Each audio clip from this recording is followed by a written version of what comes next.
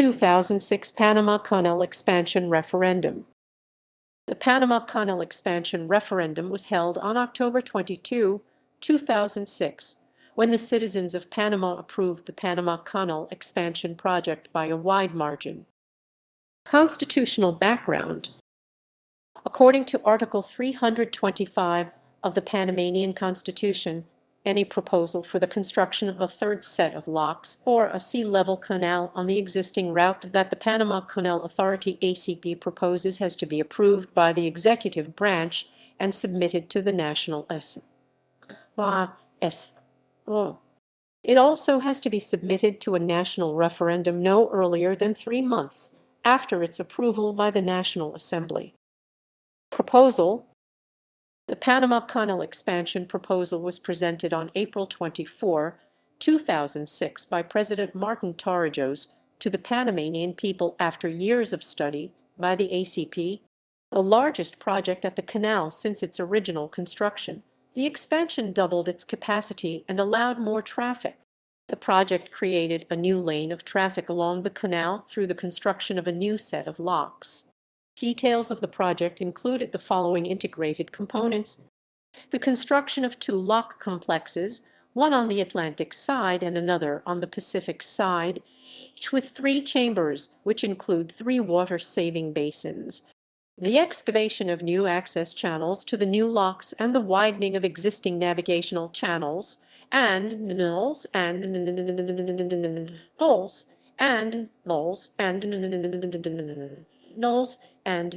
the deepening of the navigation channels and the elevation of Gatun Lake's maximum operating level.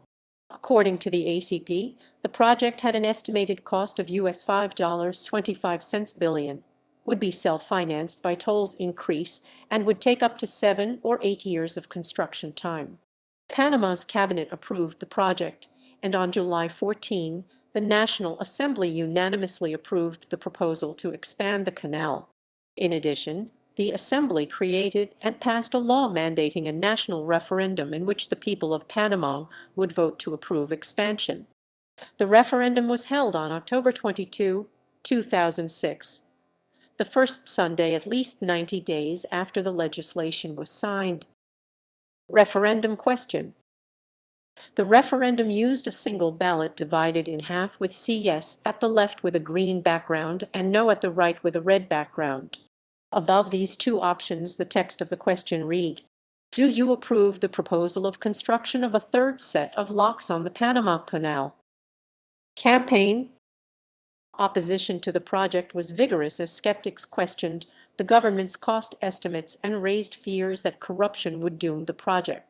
But the government's campaign for the expansion, the largest modernization of the canal in its history, was even more intense. Officials portrayed a sea vote as a vote for the children of Panama. Without an expanded canal, officials predicted, shipping traffic would find other routes and Panama's growing economy would dry up. Polls.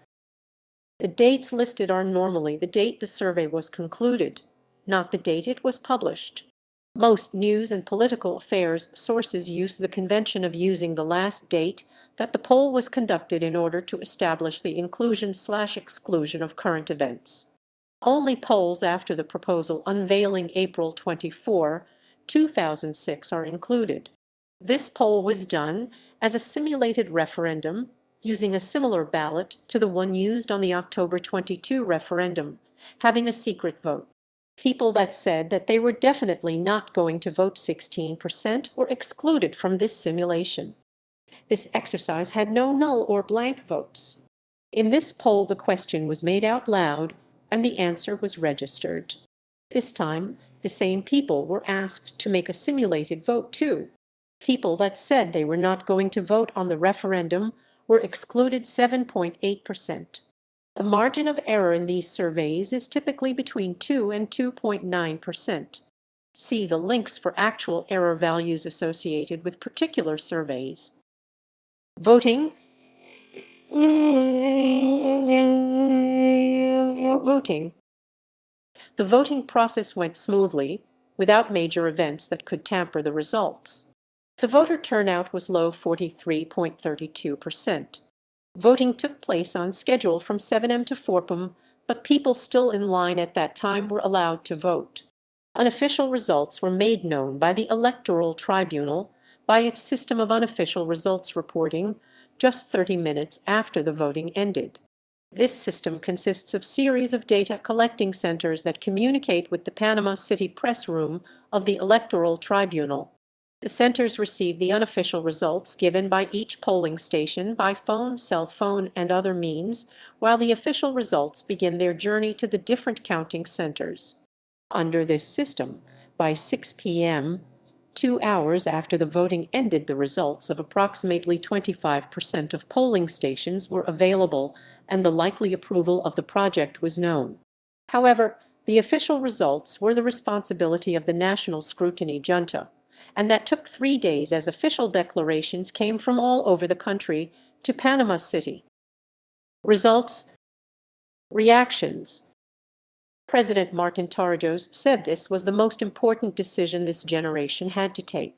He considered the decision an opportunity that has to include all Panamanians, the ones that voted yes, the ones that voted no, the ones that decided not to vote, and the ones too young to vote. Taiwan congratulated Panama on its referendum result and offered to participate in the expansion of the Panama Canal. The trade organization Dansk Redereborn, the Danish Shipping Council, was pleased with the decision to expand the Panama Canal and believed that the expansion would be positive both to the Danish and the international shipping end. U.S. Ambassador William Eaton said that there will be an impact on the pocketbook. The transit costs will be cheaper, and that will have an effect on the market. This is important to the U.S. It's important to our economy. John LaRue, executive director of the U.S. Port of Corpus Christi, Texas, said the canal project just improves trade. The West Coast ports have grown dramatically because of all the Asian cargo. Routing ships to the Gulf would save the West Coast's infrastructure and benefit us as all. I don't see any negatives. Fitch Ratings stated that the approval of the Panama Canal expansion referendum could yield positive results for the country in the long term in terms of higher external and fiscal receipts and GDP growth prospects. However, the referendum itself would not have an immediate impact on Panama's sovereign ratings, as uncertainties remained about debt financing, future revenues from tolls, and Panama's ongoing fiscal consolidation.